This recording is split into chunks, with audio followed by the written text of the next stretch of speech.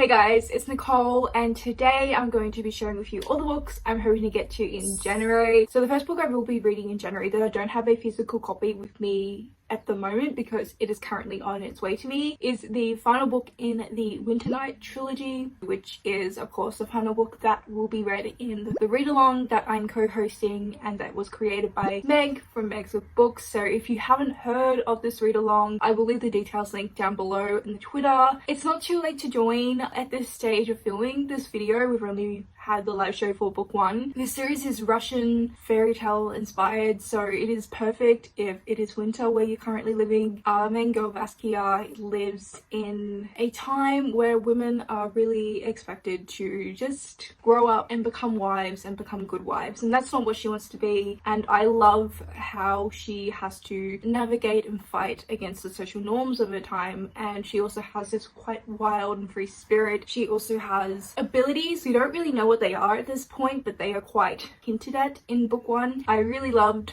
following Vaskia and her family and this time period and the setting, and I just can't wait to see what the next two books deliver, because from what I've heard it really expands on the world and the magic, so I can just see it getting better from here on out. I also really wanted to try and do a 24-hour readathon in January. So there will be probably more books that I try to get to in that other than what I show here, but these are the ones I definitely want to get to even if I don't do the readathon. The first one is Fullmetal Alchemist Volume 1. I'm ashamed I haven't read this. I've owned it for over a year now, and if you don't know, Fullmetal Alchemist is like one of my favorite anime shows of all time, if not my favorite. Essentially, this story follows two brothers. When they are young, they lose their mother and they try to bring their mother back from the dead using alchemy, which is the magic system in this world. But that attempt to bring their mother back to life backfires, and one brother loses his entire body and he is then encased, or his soul is encased in this armor, and then the other brother loses his arm and his leg. Now this whole series is kind of their journey into trying to recover one brother's body, but it does become a lot more than that. Like, there's a lot more to do with the magic in the world and the villains. It's incredible. I've often said that like the magic system in here reminds me of something like Brandon Sanderson would do. Like, I think if you really like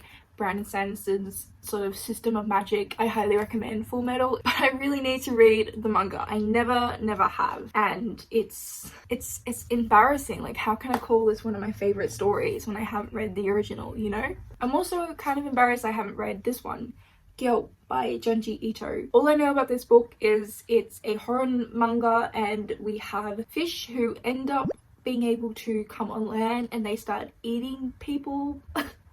Sounds so delightful, doesn't it? So I'm really looking forward to this. I do get kind of freaked out by like underwater creatures. Like, that's probably like one of my biggest fears.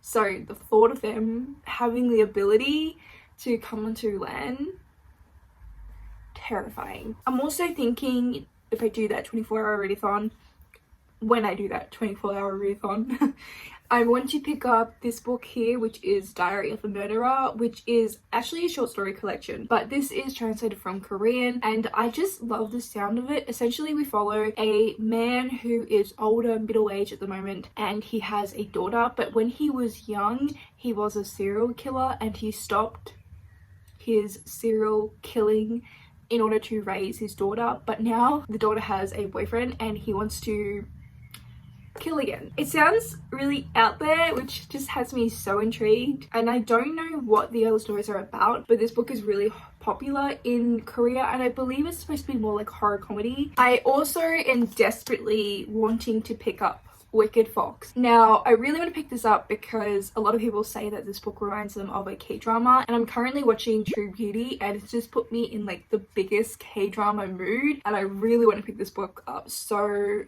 much. This book follows a teenage girl who is a Gamiho, which means nightingale fox. Gamihos in Korean mythology are sort of known to be like seducers of men, and I think they also eat men's souls. And then she has an encounter with this boy who I think goes to the same high school as her. I think he finds out who she is, and then she's gonna try and keep him quiet or something, and I think she doesn't eat his soul because she is like a good Gamiho and she only eats the soul of evil men, but I could be incorrect. I just think this is going to be so fun, and it's just going to be full of all the K-drama tropes I love. I want this to be one of the first books I pick up in 2021.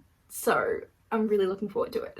I'm also hoping to get to Ship of Magic by Robin Hobb. I have been reading the Farseer trilogy this year and I adore it. I think I'm going to love this series even more. I know that there's like pirates in here, there's like magical ships where they have a soul of a sort and they can communicate with people. I adore Robin Hobb's world building and writing, and her books are quite political and slow, and they're like my perfect kind of book. I just love how in depth she goes with everything that she does. So I'm really looking forward to this book and to seeing how the world of the Farseer expands. I then want to get to some non-fiction books. I've been reading a lot of non-fiction lately and I'm really loving it. I've got Down Girl, The Logic of Misogyny, and I've got Men Who Hate Women. Basically, these books are both about misogyny, and that's exactly why I want to read them. I am reading these because I am in the middle of planning a discussion video where I talk about misogyny in adult fantasy. Yes, I've been working on that a while.